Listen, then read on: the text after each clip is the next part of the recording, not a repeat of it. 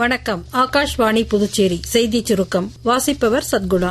பிரதமர் திரு நரேந்திர மோடி தனது 5 நாடுகள் பயணத்தின் முதல் கட்டமாக இன்று கானாவுக்கு புறப்பட்டுச் சென்றார். அந்நாட்டு அதிபர் திரு ஜான் டிராமானி மஹாமாவை சந்திக்கும் பிரதமர் இரு நாடுகளுக்கும் இடையிலான பொருளாதாரம், எரிசக்தி, பாதுகாப்பு உள்ளிட்ட துறைகளில் ஏற்பட்டுள்ள ஒத்துழைப்பு மற்றும் முன்னேற்றம் குறித்து விவாதிக்கிறார். அந்நாட்டு நாடாளுமன்றத்திலும் திரு மோடி உரையாற்றவுள்ளார். தனது பயணத்தின் 2ஆம் கட்டமாக பிரதமர் திரு மோடி நாளை டிரினிடாட் மற்றும் டொபாகோவுக்கு 2 நாள் பயணமாக செல்கிறார். தீவிரவாத தாக்குதல்களுக்கு தக்க பதிலடி கொடுக்கும் உரிமை இந்தியாவுக்கு உள்ளதாக மத்திய பாதுகாப்புத்துறை அமைச்சர் திரு ராஜ்நாத் சிங் தெரிவித்துள்ளார். அமெரிக்க பாதுகாப்பு செயலர் திரு பீட் ஹெங்சேத்துடன் தொலைபேசி மூலம் பேசிய அவர், எல்லை தாண்டிய தீவிரவாத தாக்குதல்களை தடுப்பதற்காகவே இந்தியா நடவடிக்கை மேற்கொண்டு வருவதாக கூறினார். குவாட் வெளியுறவுத்துறை அமைச்சர்கள் மாநாடு மிகவும் ஆக்கப்பூர்வமாக அமைந்ததாக மத்திய வெளியுறவுத்துறை அமைச்சர் டாக்டர் ஜெய்சங்கர் தமது சமூக வலைதள பதிவில் கூறியுள்ளார். மேலும் இந்தோ பசிபிக் பிராந்தியத்தின் நிலைத்தன்மை குறித்தும் இப்பகுதியை சுதந்திரமான மற்றும் வெளிப்படையான பகுதியாக வைத்திருக்க வேண்டியதன் அவசியம் குறித்து விவாதிக்கப்பட்டதாகவும் அவர் தெரிவித்தார். புதுச்சேரி கூட்டுறவு மேலாண்மை நிலையத்தில் ஓராண்டு கால